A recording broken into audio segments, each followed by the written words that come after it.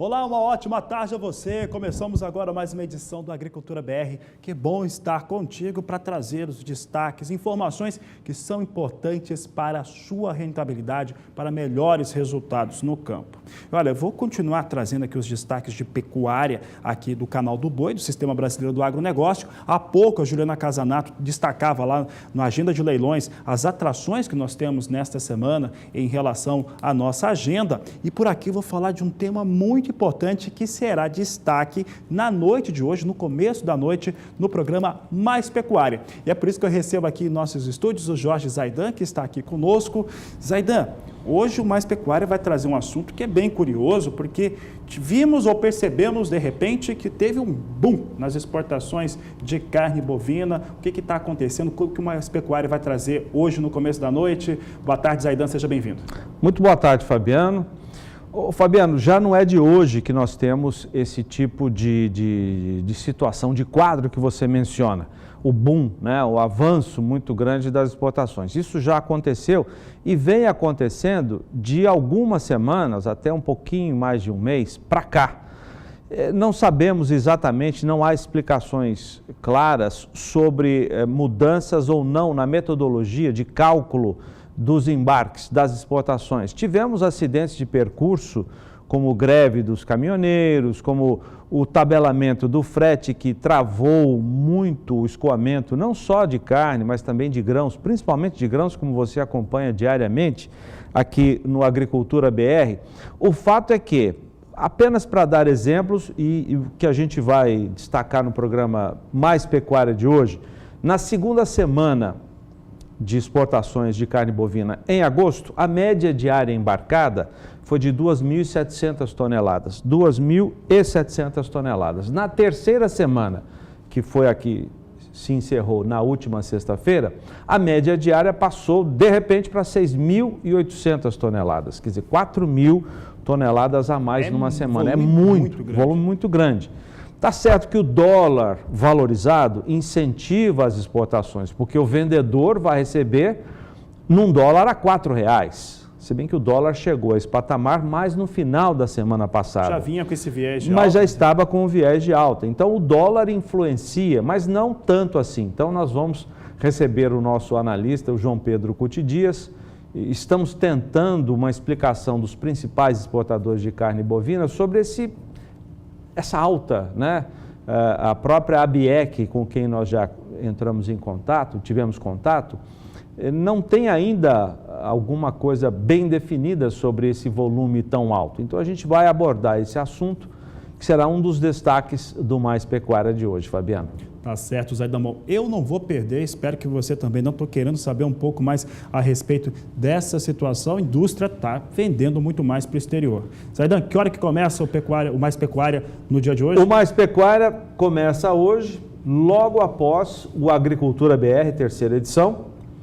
Temos um compacto do Agromotor Brasil e às 5:45 no horário de Brasília teremos os destaques da pecuária e segue em Uberaba, Minas Gerais, a Expogenética 2018, claro, com destaque especial no nosso programa. Tá certo, Zaidan, obrigado pela participação, uma boa tarde, bom trabalho para você. Obrigado para você também.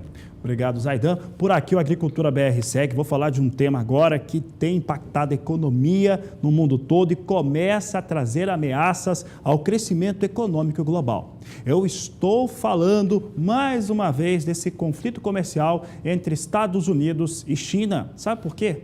Porque nesta quinta-feira teve mais um capítulo. Entrou em vigor exatamente a 1h01 da manhã no horário de Brasília, mais uma situação de retaliação entre os dois países. Os Estados Unidos anunciaram essa situação tarifária de 25% em mais 16 bilhões de dólares sobre produtos chineses. A China, a mesma coisa, e os dois anunciaram ao mesmo tempo. Passou a valer no dia de hoje, como eu disse, 1h01 no horário de Brasília. Agora, ao todo, são 100 bilhões de dólares que estão sendo tarifados de ambos os lados. E olha que nesse momento há representantes da China e dos Estados Unidos em Washington reunidos tentando colocar alguma solução para este problema. As duas maiores economias, como eu disse, adotaram agora essas tarifas, um total combinado de 100 bilhões de dólares, que estão em vigor desde julho deste ano, ampliando os riscos para o crescimento econômico global. O Ministério do Comércio da China disse que Washington permanece obstinado em implementar as mais recentes tarifas que entraram em vigor por ambos os lados hoje a 1h da manhã. A China se opõe firmemente, afirmou o Ministério da China, a esta situação e continuará a adotar contramedidas necessárias, foi o que afirmou o Ministério, acrescentando que Pequim vai entrar com uma reclamação junto à Organização Mundial do Comércio, a OMC.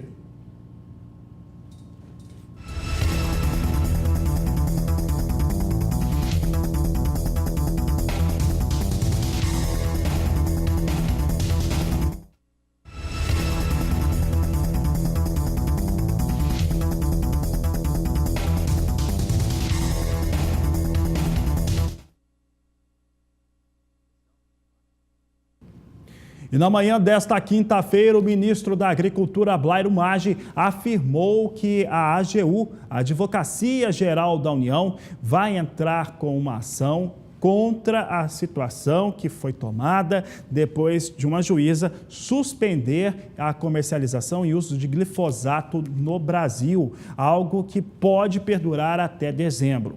Blairo Maggi, na manhã desta quinta-feira, disse mais, disse que se a decisão não for favorável no TRF1, o Tribunal Regional Federal da Primeira Região, vai recorrer ao STF, ao Supremo Tribunal Federal, porque entende que se não houver essa liberação, toda a agricultura brasileira, a campanha 2018-2019, estaria totalmente comprometida. E olha, entre 95% e 97% das áreas de cultivo agrícola do país não poderiam ser cultivadas caso não se tenha uma revisão sobre a medida que foi anunciada. Você vai ver agora o entendimento do ministro da Agricultura que conversou com a imprensa. Bem, nós do Ministério entramos com uma argumentação da AGU, que é a nossa Advocacia Geral da União, e apresentamos isso ao TRF1.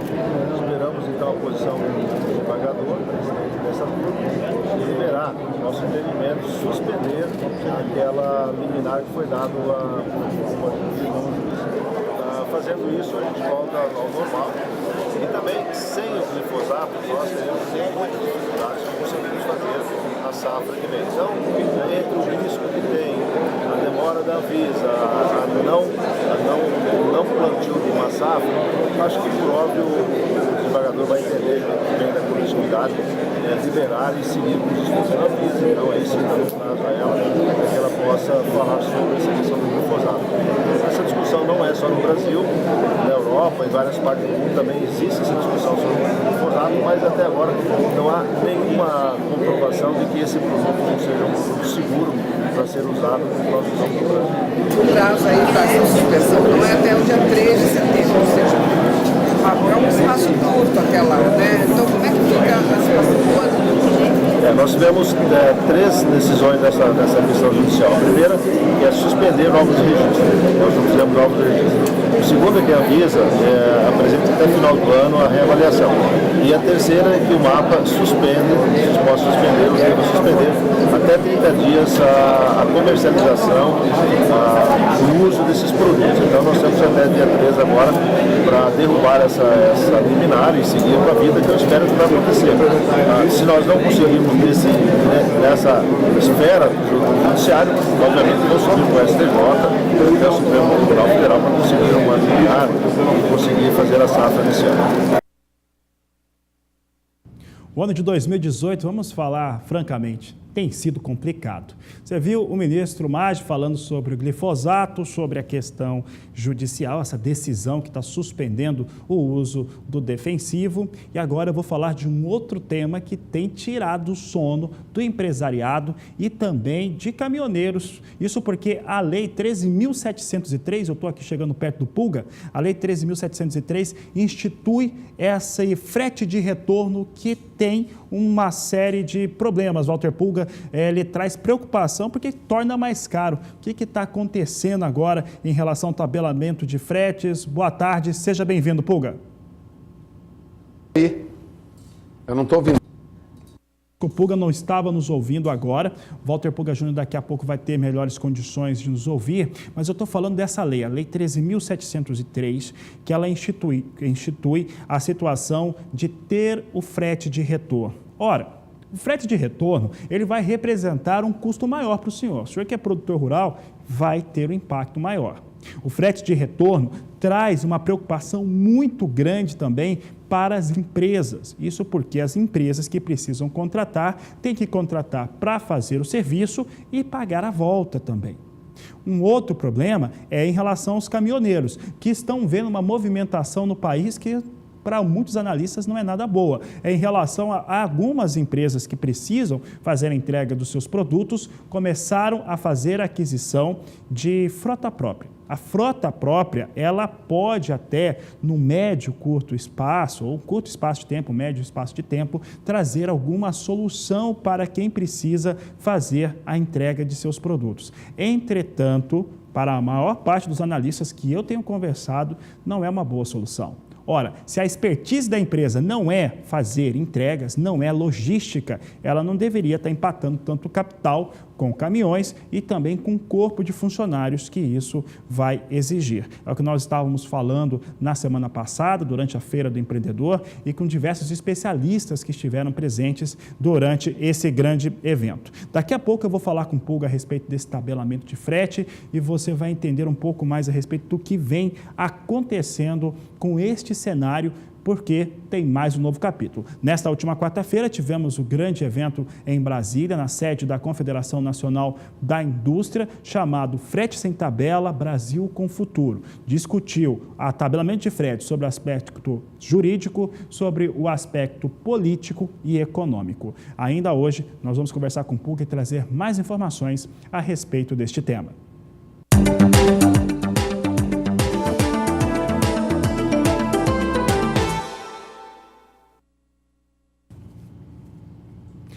E o Agricultura BR, então, traz agora informações a respeito do mercado da soja. Hoje é quinta-feira e, tradicionalmente, é apresentado o relatório de vendas e exportações. No caso da soja, trouxe ainda vendas para a campanha 2017-2018 e trouxe um volume até considerável de vendas para a campanha 2018-2019. É importante lembrar que, oficialmente, a próxima campanha começa 18-19 no dia 1º de setembro. É claro que as vendas para a safra nova já iniciaram já há várias semanas. Entretanto, deve ou pode haver vendas ainda na campanha 17-18 até o último dia útil do mês de agosto. Vamos saber então como é que foram essas vendas na campanha 17-18. É o que você acompanha agora no Agricultura BR. Você vê um volume de 152.680 toneladas de soja que foram comercializadas pelos norte-americanos. O total de safra alcança 58.760.000 toneladas.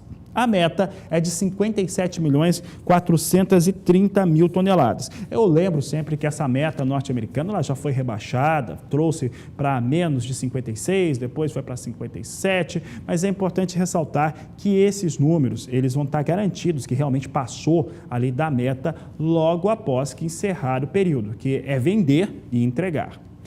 Já a campanha 2018-2019 teve um volume mais interessante de comercialização, foi o que informou o relatório de vendas e exportações desta quinta-feira. Vamos saber como é que ficou? Isso mexe com o mercado lá em Chicago, então é importante para o senhor saber também. Olha só, venda semanal na campanha 18-19 dos Estados Unidos, 1.148.000 toneladas. Por enquanto, os norte-americanos venderam até o dia 16 de agosto, total de safra de 12.620.000 toneladas, enquanto que a meta para a safra nova é de 56.060.000 toneladas, de acordo com o Departamento de Agricultura norte-americano. Agora, será que esses números, principalmente da campanha 18-19, ajudaram a melhorar o mercado? Porque soja caía, viu? Soja caiu bastante nesta última quarta-feira. Vamos saber, então, se esses números chegaram a trazer algum tipo de animação ao mercado. Você acompanha comigo agora soja negociada na Bolsa de Chicago, as 4 posições de mais curto prazo. Acompanhe conosco aqui como é que vem as posições negociadas. Setembro continua em queda, vai caindo quase 1%, $8,52 o bushel. Novembro, $8,62 64 cents por bushel, janeiro 8,76, março 8,89, a queda aqui está em 0,8, quase 0,9%, chegando perto de 1%. E aí você que está em casa vai se perguntar, horas, por que será que está caindo soja? Já que os números apresentados hoje para o cenário com a oleaginosa poderiam ser positivos. É simples. Lembra que no nosso editorial eu falava a respeito de mais um capítulo desse conflito comercial entre Estados Unidos e China. Teve mais um anúncio de retaliação comercial, são mais 12 bilhões de dólares de cada lado, 25% sobre eles nas vendas dos dois países, entre ambos, que entrou em vigor a 1h da manhã. Quando foi feito isso, agora somam 100 bilhões de dólares em retaliação, o que acontece? Acontece que você tem um comércio internacional bastante nervoso. E aí o dólar, que daqui a pouco eu vou falar com Pulga, o dólar voltou a subir no cenário internacional exatamente por conta dessa situação. Se o dólar sobe, o dólar fica muito caro, qualquer produto norte-americano perde competitividade. Esse é o resumo do que vem acontecendo no dia de hoje. Mesmo com uma informação boa, específica de vendas, de demanda sobre soja americana, soja recua em Chicago. E já que eu estou falando de soja nos Estados Unidos, eu vou conversar agora com a Juliana Rezende. Ela já está aqui comigo, está com o mapa norte-americano aberto. Juliana, como é que fica, como é que anda, né, o clima aí sobre essas áreas de produção de soja nos Estados Unidos? Aparentemente, o clima tem ajudado demais os norte-americanos também em 2018. Boa tarde, seja bem-vinda. Olá, boa tarde, Fabiano. Boa tarde a todos que nos assistem. Pois é, as chuvas nos Estados Unidos vem garantindo boas condições de desenvolvimento, tanto para a soja como também para o milho. As pancadas de chuva vêm sendo frequentes, mantendo o solo com bastante umidade, por isso grande parte das lavouras vem mantendo bom ritmo de desenvolvimento. Apenas algumas áreas produtoras da região de Missouri é que a chuva vem sendo um pouco mais irregular, por isso a umidade do solo caiu um pouquinho mais por lá. Algumas lavouras já sentiram essas pancadas de chuva de fraca intensidade, mas de forma geral, grande parte das lavouras vem mantendo bom ritmo de crescimento. Para os próximos dias, tem mais previsão de chuva, principalmente nas áreas produtoras do cinturão dos Estados Unidos. Chuva mais frequente aqui e também mais concentrada nas áreas mais ao norte, alcançando até a região central. E aí as pancadas de chuva, de forma geral, são aquelas pancadas que não devem ser tão fortes, ou seja, aquelas pancadas mais frequentes, que acabam sendo aquelas chuvas mais persistentes, que acabam mantendo o solo também com bastante umidade. Só que por alguns momentos, e também na parte mais ao norte do país americano, é que essa chuva ganha até um pouco mais de força. E aí os acumulados podem alcançar em torno de 30 milímetros até o dia 28 de agosto. A partir da semana seguinte, essa chuva ela vai perder intensidade, mas ela vai conseguir se espalhar. E aí grande parte das áreas produtoras do cinturão de milho e também da parte central, sul e leste dos Estados Unidos vai receber áreas de instabilidades. Mesmo não sendo aquela chuva tão forte, é uma chuva benéfica para o desenvolvimento tanto da soja como também do milho do país americano. E até o começo de setembro, até meados do dia 7, expectativa de mais chuva. Apesar de no início já do mês de setembro as instabilidades perderam um pouco mais de intensidade, as pancadas ainda vão persistir, mesmo que seja aquela chuva bem fraca e isolada. Então, durante as próximas semanas, o cenário para grande parte das lavouras em desenvolvimento do país americano ainda vai seguir satisfatório, porque tem previsão de chuva frequente, que mantém o solo com bastante umidade, por isso o cenário vai seguir bastante otimista para o desenvolvimento tanto da soja, como também de milho dos Estados Unidos. Daqui a pouco eu volto com mais previsão do tempo. Volto com você, Fabiano. Obrigado, Juliana Rezende. Daqui a pouco falamos mais um pouco sobre clima, sobre previsão do tempo.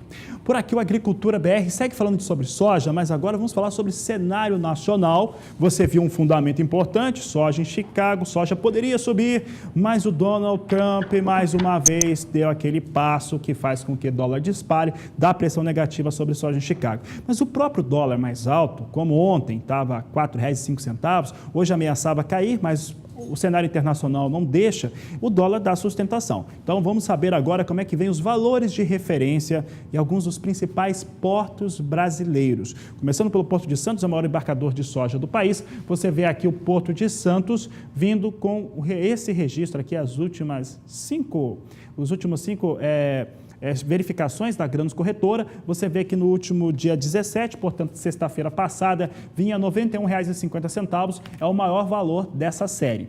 Na segunda-feira, agora, dessa semana, R$ 89,50 a saca. Na terça-feira, caiu para R$ 87,00 a saca. Nesta quarta-feira, recuperou-se e veio para R$ 91,00 a saca de 60 quilos. E agora, quinta-feira, volta para R$ 90,00 a saca de 60 quilos. Como a comparação aqui é entre o fechamento de sexta-feira e o valor que está sendo praticado nesta quinta-feira, há uma queda de 1,66%. Mas a R$ 90,00 a saca em Santos, o valor continua muito interessante para o produtor brasileiro.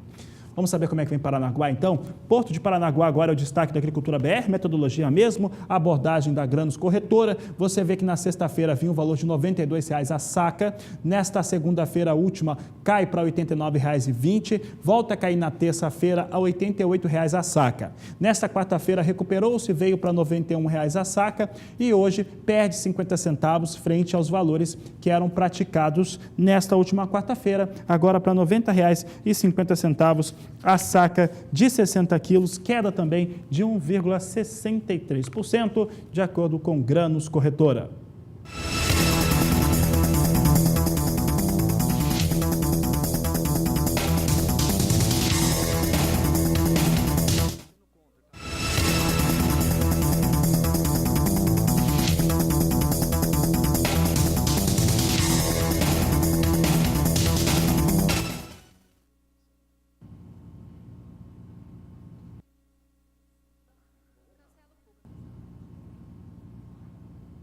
A Agricultura BR vai para um rápido intervalo comercial. Daqui a pouco nós vamos trazer em destaque informações importantes para você sobre os cenários da cana-de-açúcar.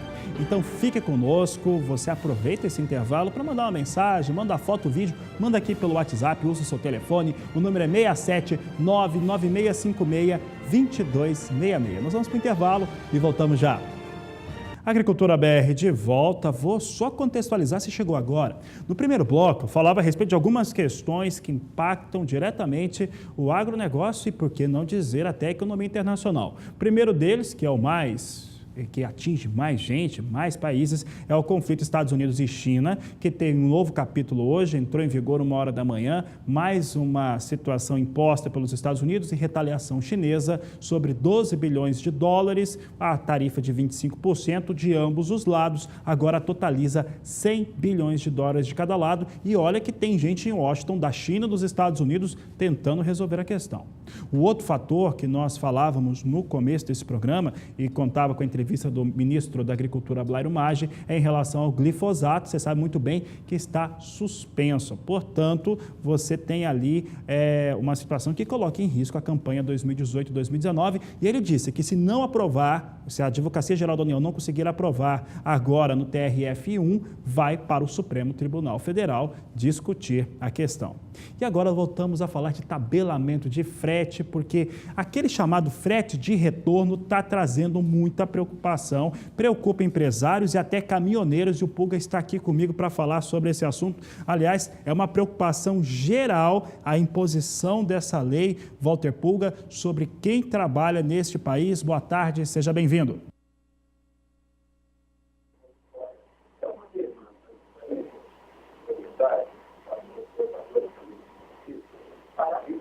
O pagamento do chamado frete de retorno, quando os caminhões voltam para a sua cidade de origem vazios, né?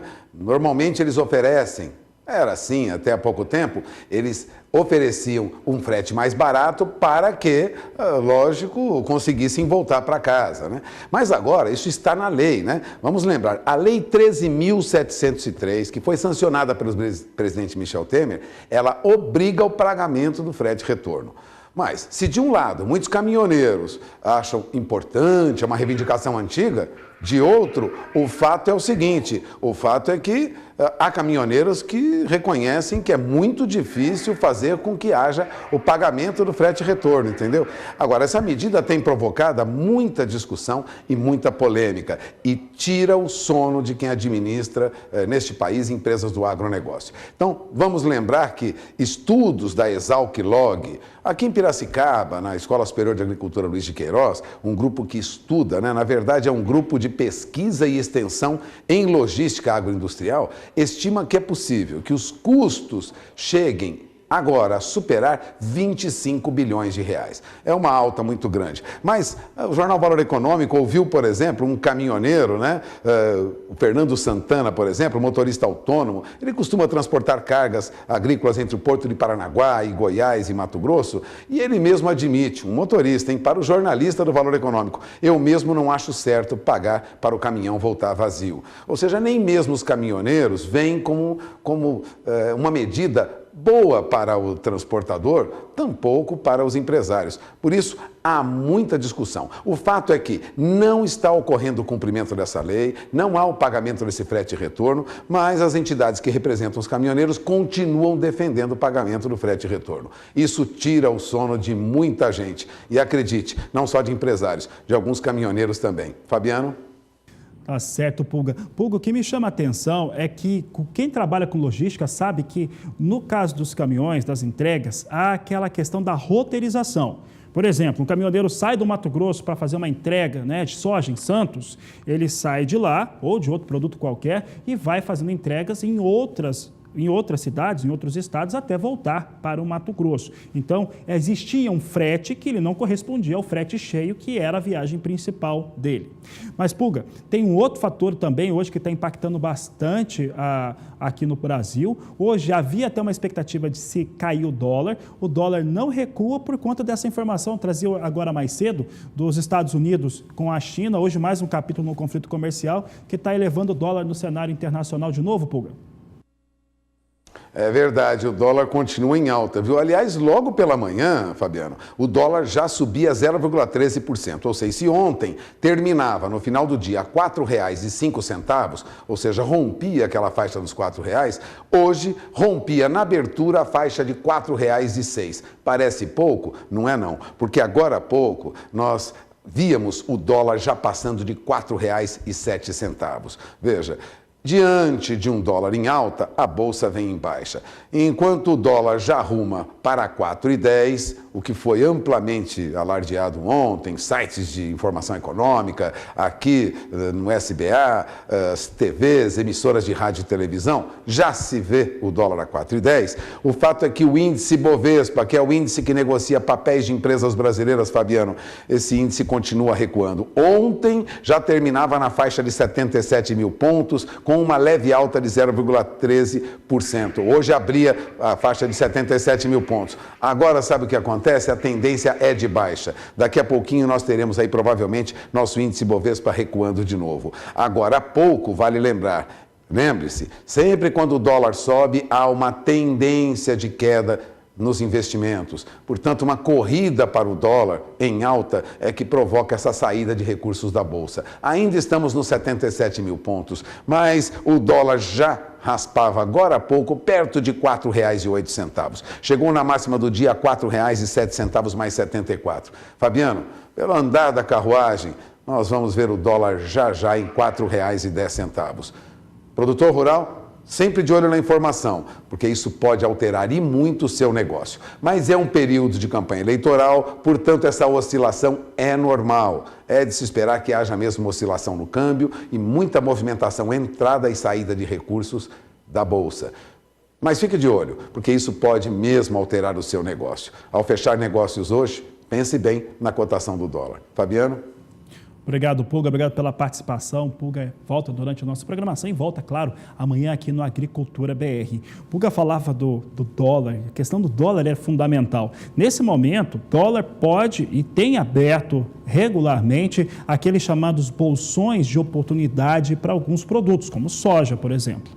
também poderia abrir para o café. Não acontece isso com o café, que daqui a pouco eu vou falar disso, tem registrado valores muito baixos, abaixo de $1 a libra-peso, principalmente no mais curto prazo. Pulga falava em dólar aqui com essa expectativa de 4,10. Vamos saber como é que vem o dólar agora, o mercado ao vivo. Vamos saber como é que vem a moeda norte-americana agora operando no Brasil. Pulga destacava a situação de alta. Você acompanha na tela comigo agora como é que vem a moeda norte-americana. Vem a R$ 4,07 mais 7 o dólar neste momento, o dólar comercial. A alta já passa de 0,5%, 0,53% de alta, confirmando as informações que o Pulga trazia agora no Agricultura BR. Portanto, dólar mais uma vez em alta e viés de alta pelo cenário interno, mas principalmente pelo cenário externo do país.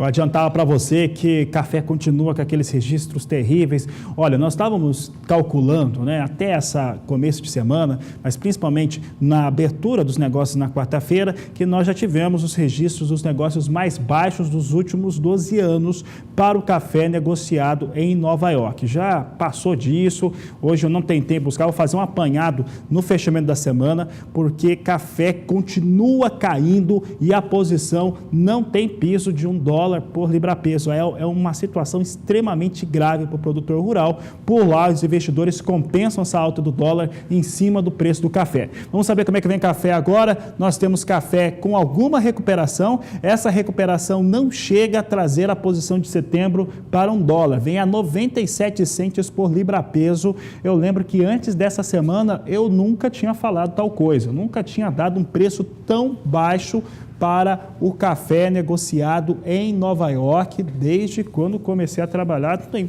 menos de 12 anos que está com o programa Agricultura BR no ar, tem 4 anos agora, completando 4 anos, isso nunca aconteceu. São mais de 12 anos que isso não acontece com o café em Nova York. Posição de dezembro vem com $1, 1 cento por libra-peso nesse momento. Março de 2019, $1, 5 centos mais 15 a libra-peso. E maio, $1, 7 centos mais 55 por libra-peso. São os negócios com café em Nova York, valores continuam extremamente achatados.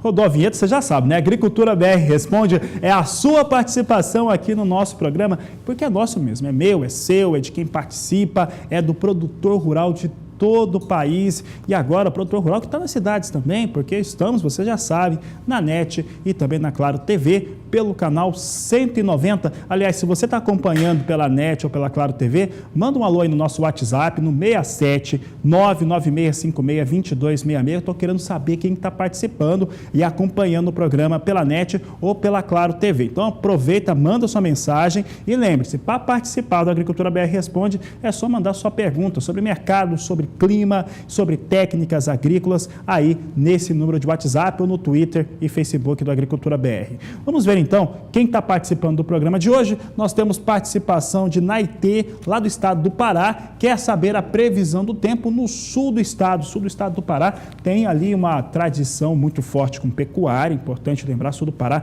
tem um bom desenvolvimento, mas também agrícola com integração lavoura-pecuária. Quem vai responder essa pergunta aqui sobre o sul do Pará é a Juliana Rezende, que volta ao programa. Juliana, o pessoal do Pará está querendo saber como é que está a previsão do tempo por lá. É um estado que normalmente chove muito. Como é que está o clima por lá nesse momento? Olha, Fabiano, nesta época do ano, as áreas mais ao sul do Pará geralmente acabam garantindo o tempo mais seco. Isso é normal nessa época do ano a gente ter aí predomínio de tempo seco, estiagem em grande parte da região central brasileira com a atuação de uma massa de ar mais seco. E o sul do Pará também acaba sendo influenciado por conta dessa falta de chuvas. É por isso que essas áreas mais ao sul do Pará seguem com condições de umidade do solo um pouco mais baixas do que as áreas mais ao norte, onde a chuva segue mais frequente e também duradoura. Durante as próximas semanas, respondendo à dúvida da Maitê, que quer saber como que fica o tempo nas áreas mais ao sul aqui do Pará, o tempo seco não vai dar trégua. Já nos próximos dias, até o dia 28 de agosto, nada de chuva no sul do Pará. A massa de ar mais seco, então, vai seguir atuando em grande parte da região central brasileira, vai garantir tempo firme, temperaturas altas e baixos índices de umidade relativa do ar. A partir da semana seguinte, não tem previsão de grandes mudanças no tempo no sul do Pará, não. A expectativa ainda é de persistência desse tempo mais seco. Apenas no norte do estado é que a chuva vai seguir atuando. E até pelo menos o começo do mês de setembro, nada de chuva ainda nas áreas mais ao sul do Pará. Então, durante as próximas semanas, o predomínio vai ser de tempo seco nas áreas mais ao sul do Pará. A tendência vai ser de temperaturas bastante elevadas, índices de umidade relativa do ar mais baixos, especialmente nas horas de maior aquecimento do dia, o que é um cenário que acaba favorecendo ainda mais e acaba aumentando o risco para queimadas nessas áreas mais secas do estado do Pará. Daqui a pouco eu volto com mais previsão do tempo. Obrigado, Juliana Rezende. Daqui a pouco a gente volta a se falar. Você já sabe, esse é o quadro Agricultura BR Responde. Você participa, manda sua pergunta no nosso WhatsApp no 67 99656 2266.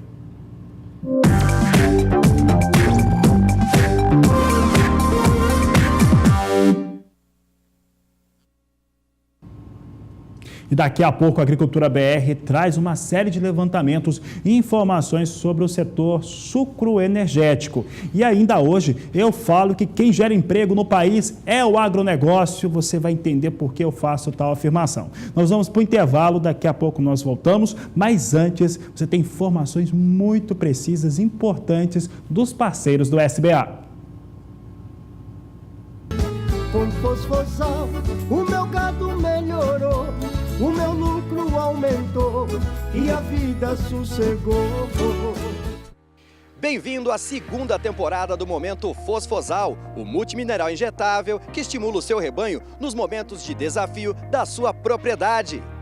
E para essa temporada, preparamos para você uma série de depoimentos de pecuaristas por todo o Brasil que usaram e comprovaram a eficácia de Fosfosal, aumentando a lucratividade da fazenda. Acompanhe no vídeo. O Fosfosal foi muito bom porque quando saímos da seca, eu tive uma nuvia aqui principalmente, até vi o resultado por ela, porque ela estava muito magra. E ela passou de um pasto mais ruim, veio para um pasto bom. Com 30 dias ela ainda estava magra ainda. Muito magra, assim, a ponto de eu ficar preocupado com ela, né? Eu peguei, ela estava vermifugada, estava limpas e não engordava. Aí depois com o Fosfosal, essa nuvia, com uma semana eu já comecei a ver a diferença nela já. Hoje a gente pode olhar ali e não consegue achar essa novilha mais. Porque realmente o Fosfosal recuperou o escório corporal dessa novilha e ela ficou muito bonita. Até o colega meu que trabalha aqui com a gente, o meu amigo Adriano, chegou um dia e falou assim pra mim assim, viu, Mal, o que você fez nesse gado aqui que fez essas bezerras virar novia numa semana? Eu até achei bom ele falar porque o gado mais novo que estava aqui também começou a desenvolver mais, a pegar melhor escório corporal e crescer também. Então foi muito bom. Saída da seca era o desafio desta propriedade. Consequentemente, vem a adaptação de dieta. Bruno, explica pra gente de que maneira a Fosfosal resolveu essa adaptação. Fosfosal é um multimineral injetável indicado nesses momentos de alto desafio do ciclo produtivo, como uma mudança de dieta. Os animais saem de uma condição de pastagem melhor e entram numa condição de pastagem não tão boa, então isso tende a perder score. Recomendamos sempre entrar com 10 ml de Fosfosal nessa mudança de dieta para manter o score desses animais e depois 10 ml para recuperar os animais nessa condição nova de pastagem. Então, na entrada e saída de mudança de pastagem, entrada e saída de seca, Fosfosal é um produto certo. Aumente a rentabilidade da sua propriedade também. Peça Fosfosal. Ligue 0800 847 2222 e peça Fosfosal, uma injeção de peso. Fosfosal, uma injeção de peso.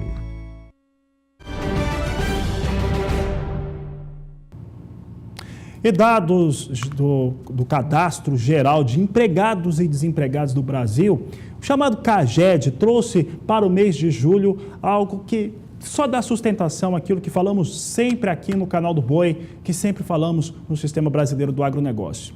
Quem gera emprego, quem gera riqueza e trabalho nesse país é o agronegócio. E julho não foi diferente.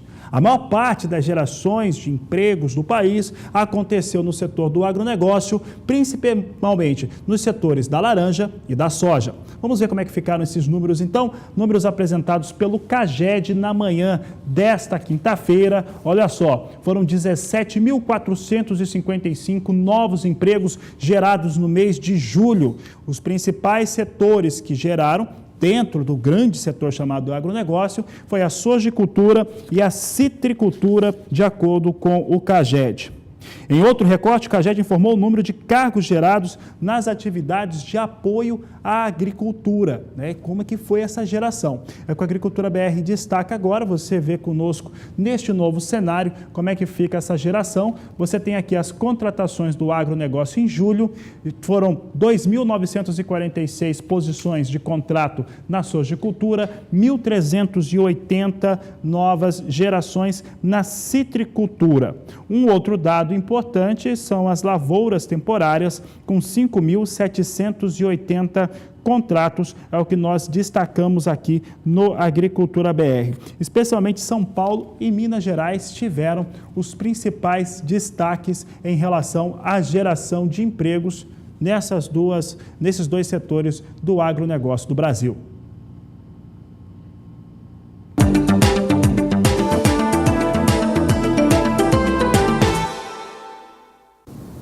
A região centro-sul do Brasil, principalmente São Paulo, deve ter o encerramento da colheita e o processamento de cana-de-açúcar da safra 2018-2019, antecipados em média em 20 dias, na comparação com o ciclo 2017-2018. O motivo é a estiagem na região. Vamos ver os dados da Datagro do levantamento para o processamento de cana-de-açúcar. O levantamento ocorreu em 124 usinas responsáveis pela moagem de 305 milhões de toneladas e mostra que 107 delas vão finalizar as operações entre 5 dias e mais de 40 dias antes deste ano. De acordo com a consultoria, as usinas que prevêem o encerramento mais tarde só o farão para usar ao máximo a capacidade de produção e destilação para o etanol. Tá aí a Carla Lauton destacando o que vem acontecendo no setor sucroalcooleiro. Vamos saber como é que vem a questão de previsão do tempo. Centro-Sul do Brasil é a maior região produtora do país, envolve diversos estados. Juliana Rezende, como é que vem a previsão do tempo para essa região? Olha, Fabiano, o Centro-Sul do Brasil, por ser uma região bastante produtora em relação à cana-de-açúcar, vem enfrentando alguns problemas de estiagem.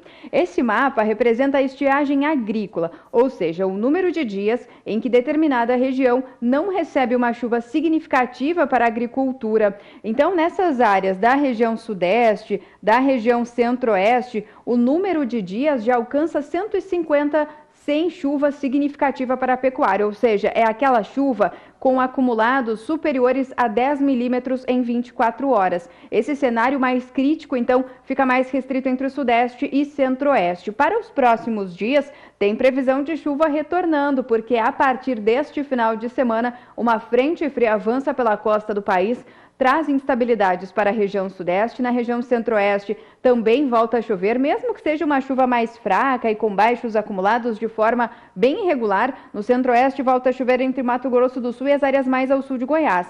Na região sudeste, essa chuva volta um pouco mais significativa e expressiva, tanto que o acumulado de chuva no estado de São Paulo alcança 15 milímetros. Na região sul, previsão de chuva frequente, isso por conta da passagem da frente fria. Então, os 3 estados do sul do Brasil recebem pancadas de chuva. Na próxima semana, essa chuva que ainda vai atuar entre o sudeste e centro-oeste será de curta duração. Então, na semana seguinte, a massa de ar mais seco acaba voltando a tomar conta da parte central brasileira. Já não tem mais previsão de chuva em grande parte do sudeste e centro-oeste, e é a região sul que acaba recebendo as pancadas de chuvas mais frequentes e com potencial para seguir mantendo o solo com mais umidade. E até pelo menos meados do comecinho do mês de setembro, chuva mais frequente na região sul e nada de chuva na parte central brasileira, incluindo o sudeste, Centro-Oeste e até o estado do Paraná. Então, agora, ao longo dos próximos dias, é que o cenário volta a trazer um certo alívio para a produção de cana-de-açúcar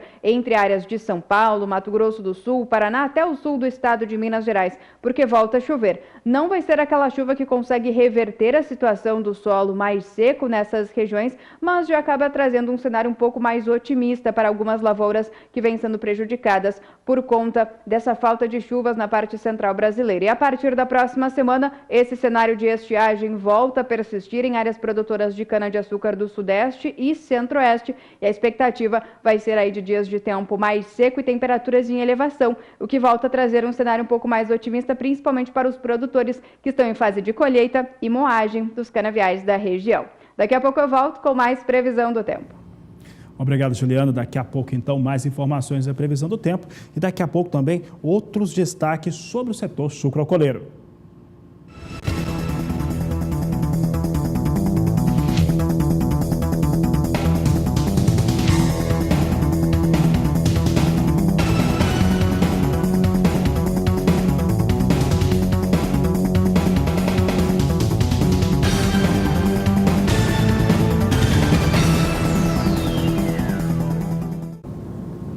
E a Datagro Consultoria trouxe nova estimativa para a produção de açúcar na região centro-sul do Brasil para a safra 2018-2019, iniciada em abril, e trouxe redução na comparação com a estimativa anterior. Vamos ver o que os dados mostram?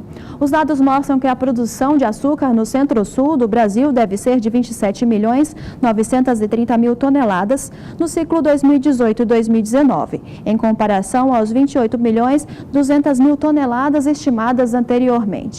Já para a produção de etanol, a Datagro Consultoria elevou sua projeção. Vamos ver os dados? Os dados mostram que para a produção de etanol no Centro-Sul passou para 30 bilhões e 100 milhões de litros, em comparação com a projeção anterior de julho, onde eram estimados 28 bilhões 750 milhões de litros de etanol. E por aqui, a Agricultura BR segue falando a respeito de açúcar. Isso porque o presidente da Datagro, Plínio Nastari, ele que eventualmente participa do programa aqui conosco, participa da programação do Canal do Boi e no Agricultura BR principalmente, ele disse o seguinte nesta quarta-feira: o Brasil talvez seja menos prejudicado em relação ao preço mais baixo internacional do açúcar, exatamente por conta da valorização do dólar. O Plínio explicou o seguinte: a queda no valor do açúcar no cenário internacional é de cerca de 30%, mas com dólar mais alto fez com que as perdas que teriam, aquele impacto que teria sobre as usinas, ficasse menor para o setor. É o que nós vamos mostrar agora em torno do que vem acontecendo com essa valorização em torno do dólar frente ao real. Você vê aqui que é 5,2% em um mês de valorização. Aliás, mês que está sendo bastante impactado pela alta do dólar, seja por conta da corrida eleitoral ou pelas situações criadas por Donald Trump nos Estados Unidos. De qualquer maneira, uma alta de 23,3% no ano, o que significa o seguinte, que valorização de 23,3% para o dólar acaba compensando um pouco dessa perda dos valores em relação ao preço do açúcar internacional, que está na casa de 30%. Só para efeito de comparação, o dólar valoriza frente ao real 23,3%. Vou falar de algumas moedas que são de países tradicionais produtores de açúcar do mundo, como a Índia, que usa a rúpia. A rúpia, ela ficou mais valorizada, no caso, frente ao dólar. Então, o dólar caiu frente à rúpia 5,3%. Então, mostra que ficou mais competitivo. Pelo menos ajudou a ficar um pouco mais competitivo a valorização do dólar, o setor de vendas de açúcar aqui no país. Já que falei de açúcar, de cenário internacional, preço até na Índia, vamos saber como é que vem o açúcar sendo negociado na Bolsa de Nova York, a plataforma AS Futures em destaque aqui. Você tem a posição de outubro sendo negociada a $10 mais 13 a libra peso. Nós temos aqui o valor do açúcar, aliás, 10 centes mais 13 a libra peso. Março, 11 por libra peso. Maio também vem com 11 mais 19 por libra peso. E julho, 11 mais 42. Negócios aqui com o açúcar vindo dentro da estabilidade na Bolsa de Nova York. E a Agricultura BR vai para mais um rápido intervalo comercial. Eu convido você a participar do programa sempre, que a sua participação ela é sempre a coisa mais importante que aparece por aqui. Então, participe conosco, manda a sua mensagem no nosso WhatsApp no 67996562266. Nós vamos para o intervalo e voltamos já. E a Agricultura BR traz em destaque agora as informações do mercado do trigo.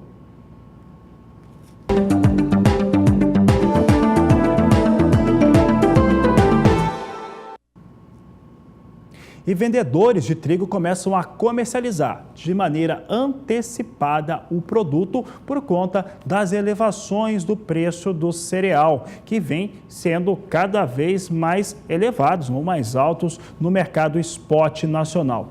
Essa situação é algo que não acontece há diversos anos e você vai entender agora como que isso vem acontecendo com a Annelise Nicolodi. Com o desenvolvimento das lavouras de trigo, os produtores gaúchos experimentam uma situação pouco comum aqui no estado.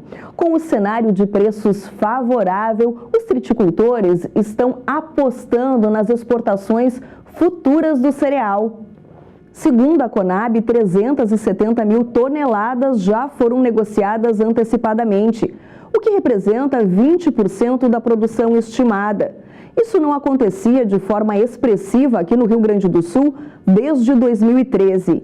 As projeções apontam perdas significativas no ciclo 2018-2019 em importantes regiões produtoras do cereal no mundo. E essa redução na oferta promete gerar estresse na demanda, consequentemente nos valores. Hoje, a saca de 60 quilos de trigo está cotada aqui na região noroeste do estado em R$ 42. Nesta mesma época, no ano passado, não passava dos R$ 33. Agora é ficar de olho no clima até a colheita, programada para o final de setembro.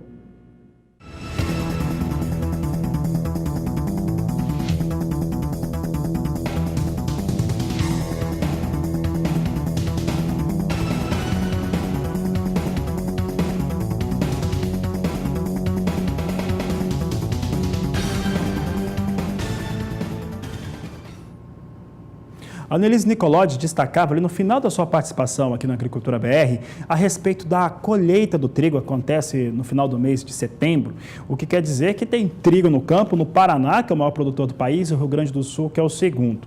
O Brasil inteiro produz ali em torno de 5,5 milhões até próximo a 6 milhões de toneladas de trigo. O consumo interno fica sempre entre 11 e 12 milhões de toneladas, então boa parte do trigo consumido no Brasil é importado. O principal fornecedor é a Argentina. Então nós vamos saber agora com a Juliana Rezende, que já está pronta aqui comigo, como é que está a situação do trigo sendo desenvolvida no Paraná e no Rio Grande do Sul principalmente, e também na Argentina, que é o nosso principal fornecedor. Juliana, como é que está o fator climático aí nessa região da América do Sul? Olha, falando um pouco então primeiro da região sul, grande parte das lavouras de trigo vem mantendo bom ritmo de desenvolvimento, tanto no Rio Grande do Sul como também no Paraná, por conta dos índices de umidade do solo, que estão cada vez mais elevados. No Rio Grande do Sul, por conta de estar mais concentrado ainda episódios de chuvas mais duradouros e até com forte intensidade, o índice de umidade do solo do estado gaúcho passa de 90%, considerando até, em algumas regiões, índice de encharcamento do solo. No Paraná, a umidade passa de 70% a 80%, e esses índices mais elevados mantêm grande parte do trigo com bom ritmo de crescimento na região. Agora, ao longo dos próximos dias, tem mais previsão de chuva. Já é amanhã de uma nova frente fria avança pelo sul do Brasil, provocando até temporais em grande parte da região, e é por isso que até o dia 28 de agosto tem previsão de chuva avançando pelos 3 estados. E são pancadas bastante expressivas, ou seja, com potencial para manter o solo com bastante umidade. Agora, o destaque para este final de semana na região sul são as temperaturas, que vão cair bastante. Tem risco para geada em algumas áreas produtoras de trigo, especialmente do interior gaúcho, com temperaturas em torno de 1 a 2 graus neste final de semana. Então tem risco ainda para algumas lavouras de trigo até vir a ser afetadas em relação à ocorrência de geada. Em relação à chuva, para a próxima semana, entre os dias 29 de agosto e 2 de setembro, tem previsão de mais chuva ainda. Dessa vez a chuva diminui um pouco mais no Paraná, as instabilidades perdem força e aí as pancadas que aconteceram no estado paranaense são de fraca intensidade, diferente do Rio Grande do Sul, onde mais uma vez a chuva volta a ganhar intensidade. As pancadas seguem bastante expressivas, com alto volume de água em torno de 30 milímetros. Agora, em relação à Argentina, o tempo seco vai predominar ao longo dos próximos dias e até o dia 28 de agosto praticamente não tem previsão de chuva em grande parte das áreas produtoras de trigo. Algumas regiões, como na região de Córdoba, já vêm sendo afetadas por conta da falta de chuvas. Isso porque durante os últimos dias as pancadas vêm ficando cada vez mais localizadas na faixa leste da Argentina. Então, algumas regiões centrais produtoras de trigo da Argentina, como Córdoba, vêm sendo prejudicadas por conta da irregularidade das chuvas. A partir da próxima semana, o cenário volta a ser um pouco mais otimista para a Argentina. Entre o final de agosto e começo de setembro, a chuva volta a se espalhar um pouquinho mais pela parte central do país, mas ainda segue mais concentrada na faixa leste. Ou seja, as pancadas mais expressivas ficam concentradas no leste. A chuva até consegue avançar um pouco mais pela região central, mas ainda são pancadas de fraca intensidade. E se esse cenário de tempo mais seco ainda persistir durante os próximos períodos, a tendência é que as lavouras de trigo, especialmente da região de Córdoba, na Argentina, podem vir ainda a ser bastante prejudicadas por conta da falta de umidade no solo. Hoje eu encerro por aqui a minha participação. Amanhã eu volto com mais previsão do tempo. Boa tarde a todos.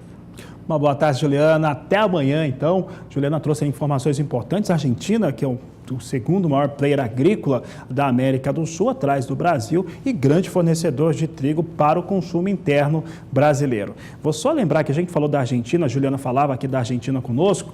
Vou lembrar que esta semana está sendo muito movimentada por lá sobre o aspecto político. Sabe por quê? Sabe o governo Kirchner, que veio lá com duas situações, né? A última foi da presidente Cristina Kirchner, que ela assumiu logo depois do seu marido, está sendo investigada por uma série de fatores de ordem política, desvio de recursos, tal, aquela coisa toda, e por lá a população está pedindo que se tire ali aqueles direitos políticos do qual ela não pode ser condenada caso identifiquem algum problema. Teve uma manifestação muito grande em Buenos Aires nesta última quarta-feira. Por que eu lembrei disso? Porque foram exatamente esses governos Kirchner, mas principalmente de Cristina, que arruinou a situação de produção de carne bovina naquele país, a Argentina, que já foi um dos maiores players do mundo. O Agricultura BR vai para um rápido intervalo comercial. Daqui a pouco você tem mais informações, destaques aqui no nosso programa. Então participe, manda sua mensagem. O WhatsApp é o 67996562266.